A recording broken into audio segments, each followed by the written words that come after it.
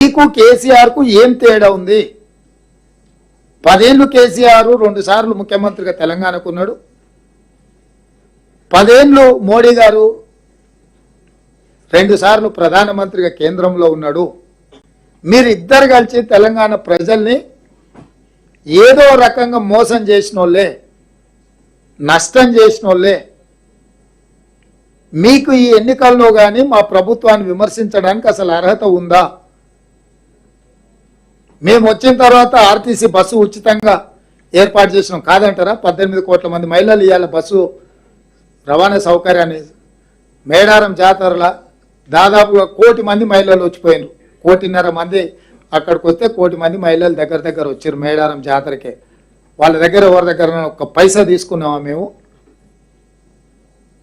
రాజీవ్ ఆరోగ్యశ్రీ కింద 10 లక్షల రూపాయలు వాళ్ళ వైద్య ఖర్చులకు మేము ఇస్తున్నాం.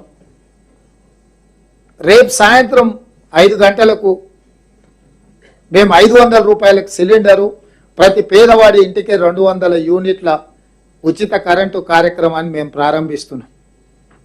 రమ్మని ఆహ్వానించిన మిమ్మల్ని అందరినీ ఎందుకు మొహం చాటేస్తున్నారు? అంటే ఈరోజు ఈ రాష్ట్రంలో వీళ్ళిద్దరికి బాధ్యత లేదు, బరువు లేదు. బాధ్యత బరువు లేకుండా ఏదో ఒకటి మాట్లాడుకుంటా ప్రజల్ని మభ్యపెట్టే ప్రయత్నం చేస్తుండ్రు.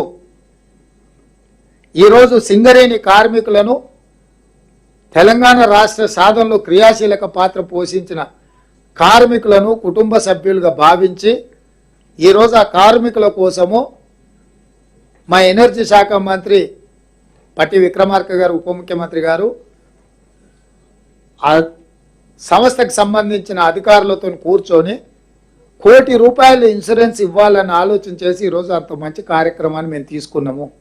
ఇంత మంచి కార్యక్రమాన్ని తీసుకున్నప్పుడు కూడా మీకు అభినందించాలన్న ఆలోచన రావడం లేదంటే మీ ఇద్దరికి రాజకీయ స్వార్థమే తప్ప, ఎన్నికల్లో గెలవాలన్న దురాశ తప్ప మీకు ఏమైనా విచక్షణ ఉన్నదా అని కాంగ్రెస్ పార్టీ మిమ్మల్ని అడుగుతుంది.